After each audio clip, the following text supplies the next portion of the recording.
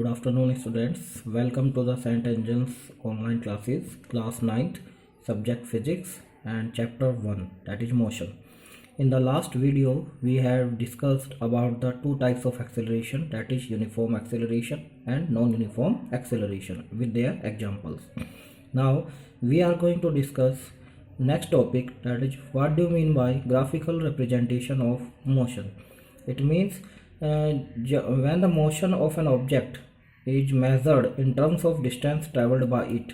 So the variation of this distance traveled by the object with respect to time is known as graphical representation of motion. मतलब जब हम कोई object move करता है, travel करता है, मोशन में होता है, तो वो डिस्टेंस ट्रैवल करता रहता है और वो जो डिस्टेंस ट्रैवल करेगा वो चेंज होगा विद रेस्पेक्ट टू टाइम. जैसे जैसे टाइम बीतेगा, जैसे जैसे टाइम पास होगा, उसी तरह से उसका distance travelled by the body will also increase. तो ये जो वेरिएशन है डिस्टेंस का विद रेस्पेक्ट टू टाइम, इसको हम एक ग्राफ की मदद से रिप्रेजेंट करते हैं. उसी को हम कहते हैं graphical representation of motion.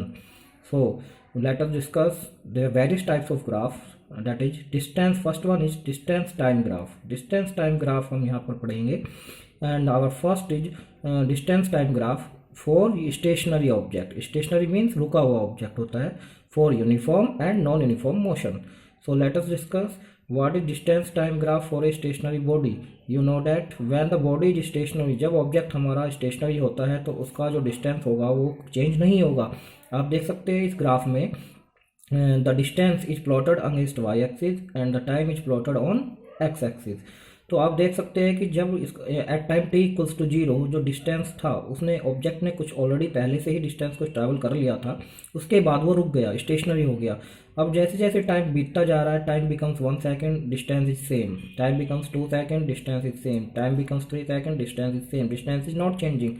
So when the distance is not changing, we can say that the object is stationary or object is at rest. So this displacement time graph or distance time graph for a stationary body is always a straight line. This is a straight line parallel to the time axis. Understood? Now the second one is slope of distance time graph. You know that before studying this slope, we will discuss the second point, that is distance time graph for the uniform motion of a body is a straight line having a constant slope with time axis. You can see in the next diagram, this is a distance time graph for a body in uniform motion. What is uniform motion? You have already studied कि uniform motion में object एक हर second में या equal time interval में equal distance travel करता है. तो या सपोज 1 सेकंड में 5 ट्रैवल किया तो दूसरी सेकंड में भी 5 ट्रैवल करेगा, तीसरी सेकंड में भी 5 ही ट्रैवल करेगा. इस तरह का जो मोशन होता है वो यूनिफॉर्म मोशन होता है.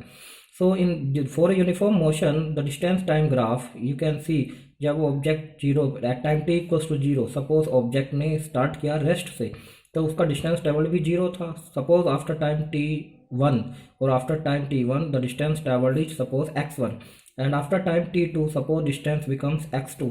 After time t3 suppose distance travelled by the object is x3.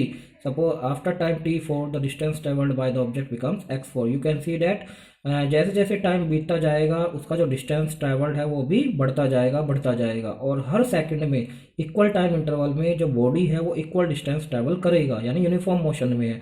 तो इस समय जब हम इन पॉइंट्स को ज्वाइन करेंगे तो we will get a straight line. तो हमें एक स्ट्रेट लाइन मिलेगी जो ओरिजिन से पास हो रही है. और ये जो स्ट्रेट लाइन होगी डिस्टेंस टाइम ग्राफ, ये ग्राफ इस पॉजिटिव एक्स एक्सिस से, this is our positive X axis, इधर होता है नेगेटिव एक्स एक्सिस, इस पॉजिटिव एक्स एक्सिस से कुछ एंगल बना रही है. ये जो भी एंगल बनाएगा ये ग्राफ, ये लाइन जो भी पॉजिटिव एक्स एक्सिस से एंगल बना रही है, इसका अगर हम tan ले ले, सपोज tan, ये एंगल है सपोज थीटा, तो इसके अगर हम tan ले ले जो कि ट्रिग्नोमेट्रिक फंक्शन है, उसको हम बोलते हैं स्लोप. ये मैथमेटिकल डेफिनेशन है. लेकिन स्लोप की एक और डेफिनेशन है कि जब हम इनिशियल पॉइंट से फाइनल पॉइंट तक जाएंगे, ग्राफ के इनिशियल से फाइनल पॉइंट तक जाएंगे, तो आप देखेंगे कि जब इनिशियल से फाइनल पोजीशन तक जाता हूं तो डिस्टेंस में भी चेंज होता है और जब मैं इनिशियल से फाइनल पॉइंट तक जाता हूं तो टाइम में भी चेंज होता है. तो स्लोप की एक और डेफिनेशन है, that is equals to ratio of change in distance, final distance minus initial distance, upon change in time, that is final time minus initial time. तो change in distance will give you the distance and change in time will give you the time. So distance divided by time is called speed.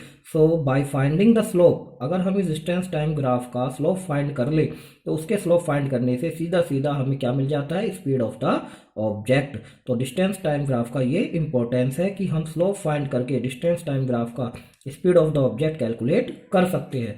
Now move to the next point, that is next topic, that is distance time graph for non-uniform motion. First one is, अगर हमारा object का motion non uniform motion है तो आप देख सकते हैं non uniform motion मतलब इक्वल टाइम में या हर सेकंड में जो ऑब्जेक्ट डिस्टेंस ट्रैवल करेगा वो अनइक्वल होगा. सपोज एक सेकंड में उसने 5 मीटर ट्रैवल किया, दूसरी सेकंड में उसने सपोज 7 मीटर ट्रैवल किया, तीसरी सेकंड में सपोज उसने 10 मीटर ट्रैवल किया. तो आप देख सकते हो हर सेकंड में एक अनइक्वल डिस्टेंस वो ट्रैवल करेगा.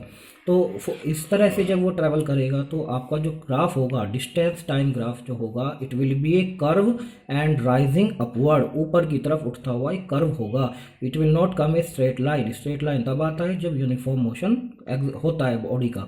Now you can see when the speed of body increases, अगर speed of the body increase होती जा रही है, इसका मतलब इक्वल टाइम इंटरवल में हर सेकंड में जो ऑब्जेक्ट डिस्टेंस ट्रैवल कर रहा है वो बढ़ता जा रहा है. पहले 5, फिर सपोज 7, फिर 7 9, सपोज फिर 10 हो गया, फिर सपोज 15 हो गया, 20 30 40, इस तरह से बढ़ता जा रहा है. हर सेकंड में जो डिस्टेंस ट्रैवल कर रही थी ऑब्जेक्ट वो बढ़ता जा रहा है. तो इसका मतलब उसकी जो स्पीड होगी वो भी डिफरेंट होगी और वो भी बढ़ती जाएगी, इंक्रीज होती जाएगी टाइम के साथ. Then the distance time graph for non-uniform motion of a body it will be a curve. वो आपका कर्व होगा जो कि ऊपर की तरफ बढ़ रहा होगा, इंक्रीजिंग स्लोप का.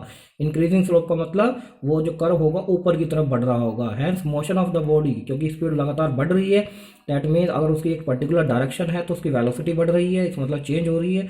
तो हम कह सकते हैं the motion of the body is accelerated one. Now the second point है, अगर speed of the body decrease हो रही है विद टाइम के साथ अगर speed of the body decrease हो रही है, कैसे?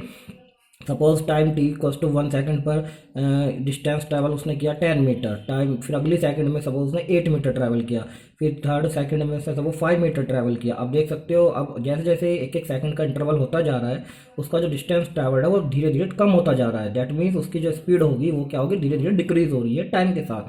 तो आपका जो कर्व होगा, तो डिस्टेंस टाइम ग्राफ जो आपका होगा for non uniform motion of the object when the speed of the body decreases, it will be again A curve, but इस बार वो ऊपर की तरफ नहीं राइज करेगा, इट्स बी कमिंग डाउनवर्ड.